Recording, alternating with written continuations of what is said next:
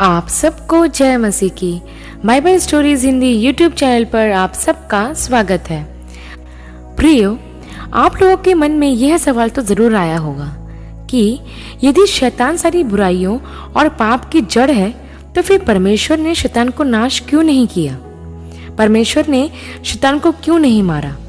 तो आज हम इसी विषय पर गहरा अध्ययन करेंगे। इससे पहले प्रियो कि हम वीडियो को शुरू करें, आप हमारे Bible stories Hindi YouTube channel को सब्सक्राइब करना और बेल आइकन को दबाना ना भूलिएगा। तो आइए प्रियो, हम वीडियो को शुरू करते हैं। प्रियो, इससे पहले कि हम यह जानें कि परमेश्वर ने शैतान का नाश क्यों नहीं किया, हमें शैतान की सृष्टि के बारे में जानना जरूरी है। बाइबल हमें बताती है कि इससे पहले कि शैतान बनता, वह एक स्वर्गदूत था। इससे पहले कि परमेश्वर पृथ्वी को बनाते, उन्होंने स्वर्गदूतों की रचना की। अर्थात आदि में जब परमेश्वर ने स्वर्ग को रचा, तब उस समय उन्होंने स्वर्गदूतों की भी रचना की। स्वर्गदूतों की रचना पृथ्वी की रचना से भी पहले हुई। बाइबल हमें यह भी बताती है कि लूसीफर, जो बाद में शैतान बना, वह प्रधान स्वर्गदूतों में से एक था। यह यहेजकेल नबी की पुस्तक और उसके 28 अध्याय के 12 से 15 वचन में लिखा है कि लूसीफर सर्वांग सुंदर एवं बुद्धि से भरपूर था। वह तरह तरह के आभूषणों से सुसज्जित था। जब वह चलता था तो उसमें से सुंदर ध्वनि निकलती थी। जिस दिन वह सिरजा गया था, उस दिन उसमें कोई भी कुटिलता नहीं थी। वह अभिषिक्त करूब था जो परमेश्वर के पवित्र पर्वत पर रहता था। लेकिन एक दिन उसने यह सोचा कि मैं अपना सिंहासन परमेश्वर के सिंहासन से ऊंचा करूंगा और परम प्रधान के तुल्य हो जाऊंगा। प्रियो, उसके मन में घमंड और अहंकार आ गया, क्योंकि परमेश्वर ने स्वर्गदूतों को भी स्वतंत्र इच्छा दी थी ताकि वे चुनाव कर सके, जैसे परमेश्वर ने मनुष्य को स्वतंत्र इच्छा दी है। लेकिन जैसे ही लूसीफर ने ऐसा विचार किया तो परमेश्वर ने उसे स्वर्ग से नीचे गिरा दिया और उसकी सारी सुंदरता छीन ली। प्रियो, अब आप यहाँ सोच रहे होंगे कि जब परमेश्वर ने लूसीफर को स्वर्ग से नीचे गिराया, तभी उसे क्यों नहीं मारा। तो मैं आपको बता दूं प्रियो कि स्वर्गदूत जब रचे गए थे, तब परमेश्वर ने उन्हें अपने जैसा अमर अर्थात कभी ना मरने वाली या कभी ना नष्ट होने वाली देह प्रदान की। मतलब स्वर्गदूतों की रचना अविनाशी देह के साथ हुई, जिसे कोई नहीं मार सकता। इसलिए परमेश्वर ने जब लूसीफर को स्वर्ग से नीचे गिराया और जब वह शैतान बना, तो परमेश्वर ने उसके लिए एक जगह तैयार की, जिसे नर्क, अथाह कुंड या हेल कहते हैं। मत्ती के सुसमाचार और उसके 25 अध्याय के 41 वचन में लिखा है कि प्रभु यीशु अपने बाई ओर वालों से कहेंगे कि हे श्रापित लोगों, मेरे सामने से उस अनंत आग में चले जाओ जो शैतान और उसके दूतों के लिए तैयार की गई है। बाइबल का यह वचन हमें बताता है कि परमेश्वर ने शैतान और उसका साथ देने वाले सारे दूतों के लिए एक जगह तैयार की है, जहां उसे अनंत काल के लिए डाल दिया जाएगा, जहां उसे सिर्फ रोना, दांत पीसना और अनंत आग में जलते रहना होगा। लेकिन अब सवाल यह है कि जब परमेश्वर ने शैतान व उसके दूतों के लिए नर्क को तैयार किया है, तो परमेश्वर शैतान को उस नर्क में क्यों नहीं डाल देते? क्यों परमेश्वर एक ही बार में उसका किस्सा खत्म नहीं कर देते? तो मैं आपको बता दूं प्रियो कि हमसे ज्यादा बुद्धिमान हमारे परमेश्वर हैं। यदि परमेश्वर ने शैतान को पृथ्वी पर रखा है तो जरूर उसकी कोई वजह होगी। प्रियो, असल में परमेश्वर शैतान के कामों के द्वारा बहुत सी बातें हासिल करते हैं। परमेश्वर पृथ्वी पर शैतान को इतनी दुष्टता, हानि व पीड़ा पहुंचाने का काम इसलिए करने देते हैं क्योंकि इनके द्वारा वह लोगों को परमेश्वर की तरफ मन फिराने का मौका दे सके। क्या आपने कभी इस बात पर गौर किया है कि जब तक मनुष्य आरामदायक जिंदगी गुजार रहे होते हैं, जिसमें ना कोई बीमारी, ना कोई तकलीफ, ना गरीबी, ना दुख होता, तो शायद ही वे परमेश्वर को याद करते। प्रियो, परमेश्वर जो कुछ भी होने देते हैं, उसके पीछे उनका एक उद्देश्य होता है। पुराने नियम में हमें घटना देखते हैं कि जब इज़राइल के लोग जंगल में थे और जब वे परमेश्वर को भूल गए थे तो उनके बीच में अचानक जहरीले सांप निकल आए जो उनको डसने लगे। तब परमेश्वर की आज्ञा पाकर मूसा ने पीतल का एक सांप बनाया और उसे ऊंचे पर टंगाया ताकि जो कोई उसे देखे उसके प्राण बच जाए। तब जितनों ने उस पीतल के सांप की ओर देखा वो बच गए।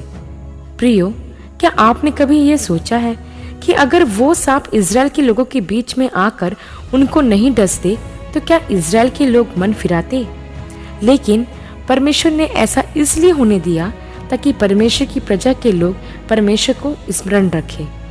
प्रियो, ऐसे कई लोग होते हैं जो परमेश्वर के बारे में तब तक नहीं सोचते जब तक किसी गंभीर बीमारी के कारण वे अस्पताल ना चले जाएं। तब फिर उन्हें अचानक परमेश्वर की याद आती है और वे मन फिराकर परमेश्वर को पुकारते हैं। प्रियो, कहने का अर्थ यह है कि परमेश्वर शैतान को हम सब के जीवन में काम करने की अनुमति इसलिए देते हैं ताकि हम अपना मन फिराएं और परमेश्वर की ओर वापस फिर जाएं। एक और बात प्रियो जो हमें यह समझने में मदद करती है कि परमेश्वर ने शैतान को नष्ट क्यों नहीं किया, वह है प्रेम। आप सोच कर देखें कि यदि परमेश्वर उसी समय शैतान और उसके साथ विद्रोह करने वाले स्वर्गदूतों को नाश कर देता तो स्वर्ग के बाकी स्वर्गदूत इसे देखकर डर जाते और फिर वह परमेश्वर की सेवा डर डर के करते। फिर उस सेवा में प्रेम नहीं, सिर्फ डर होता। उन्हें भय होता कि कहीं परमेश्वर उन विद्रोह करने वालों दूतों के समान हमें भी नष्ट ना कर दे। परमेश्वर यह प्रमाणित करना चाहते थे कि वे प्रेमी परमेश्वर हैं, इसलिए उन्होंने शैतान के विद्रोह को सहन किया और उसे तुरंत नष्ट नहीं किया। परमेश्वर स्वर्ग में मौजूद बाकी स्वर्गदूतों को यह बताना चाहते थे कि पाप क्या कर सकता है। परमेश्वर बताना चाहते थे कि पापियों के प्रति उनका प्यार कितना गहरा है। वह बताना चाहते थे कि वह हमसे इतना प्यार करते हैं कि उन्होंने अपने बेटे प्रभु यीशु को भी क्रूस पर बलिदान होने के लिए भेज दिया। शैतान कहता है कि परमेश्वर प्रेम नहीं करते, लेकिन परमेश्वर ने प्रभु यीशु में अपना प्रेम प्रकट करके दिखाया। शैतान कहता है कि परमेश्वर न्यायी नहीं है, उसने व्यवस्था के रूप में कठोर कानून दिए हैं, लेकिन परमेश्वर ने व्यवस्था बदलने की बजाय अपने पुत्र को भेजकर व्यवस्था को पूरा कर दिया और अनुग्रह की एक नई व्यवस्था मनुष्य को दी। शैतान कहता है कि परमेश्वर दयालु नहीं है, लेकिन परमेश्वर ने यीशु मसीह के द्वारा यह साबित कर दिया कि वह कितने दयालु हैं, क्योंकि जब हम पापी ही थे तब प्रभु यीशु मसीह हमारे पापों के लिए मरे। प्रियो, एक बात हमेशा ध्यान रखें कि परमेश्वर किसी को भी अपनी सेवा के लिए मजबूर नहीं करता। वह नहीं चाहता कि हम चर्च में उसकी आराधना करने डर की वजह से जाएं, बल्कि वह चाहता है कि हम उसकी सेवा प्रेम से करें। इसलिए परमेश्वर ने वचनों में हमसे सबसे पहली और मुख्य आज्ञा यही दी कि हम अपने सारे मन, अपने सारे प्राण और अपनी सारी बुद्धि से परमेश्वर से प्रेम करें। परमेश्वर की इच्छा है कि हम सबसे ज्यादा उससे प्रेम करें और प्रेम से ही उसकी सेवा करें। यह परमेश्वर का प्रेम ही है जिस वजह से वह धीरज धरे हुए हैं, ताकि हर एक को मन फिराव का मौका मिले और एक भी नाश ना हो। प्रियो, अब आप सोच रहे होंगे कि फिर परमेश्वर शैतान का नाश कब करेंगे। तो मैं आपको बता दूं कि जब प्रभु का 1000 वर्ष का शासन पूरा होगा तब शैतान को कैद में से छोड़ा जाएगा, क्योंकि जब प्रभु का 1000 वर्ष का शासन होगा तब शैतान को कैद कर दिया जाएगा, लेकिन 1000 वर्ष के बाद उसे फिर से छोड़ा जाएगा अंतिम युद्ध के लिए। उसके बाद वह हमेशा हमेशा के लिए उस झील में डाल दिया जाएगा जो आग और गंधक से जलती रहती है, जहां वह और उसके दूत युगानुयुग युग पीड़ा में तड़पते रहेंगे, जैसा कि प्रकाशित वाक्य की पुस्तक और उसके 20 अध्याय के 1 से 10 वचन में लिखा भी है। प्रियो, ऐसा नहीं है कि परमेश्वर कुछ नहीं जानते। वह सर्वज्ञानी परमेश्वर है। वह आदि की बातें अनंत से जानते हैं। वह जानते हैं शैतान क्या कर रहा है और क्या कर सकता है, लेकिन वह उस सीमा से बाहर कुछ नहीं कर सकता जो परमेश्वर ने उसके लिए निर्धारित की है। एक दिन आएगा जब परमेश्वर सब कुछ ठीक कर देंगे। एक दिन आएगा जब शैतान हमेशा हमेशा के लिए आग की झील में डाल दिया जाएगा। एक दिन आएगा जब शैतान का राज्य पूरी तरह से नाश किया जाएगा और परमेश्वर हमें अपने राज्य में ले जाएंगे और उस राज्य में शैतान का नामो निशान नहीं होगा। परमेश्वर एक सृष्टि में अनंत काल तक हमारे साथ रहेंगे और जहाँ प्रभु रहेंगे वहाँ ना तो दुख होगा, ना पीड़ा होगी और ना बीमारी होगी।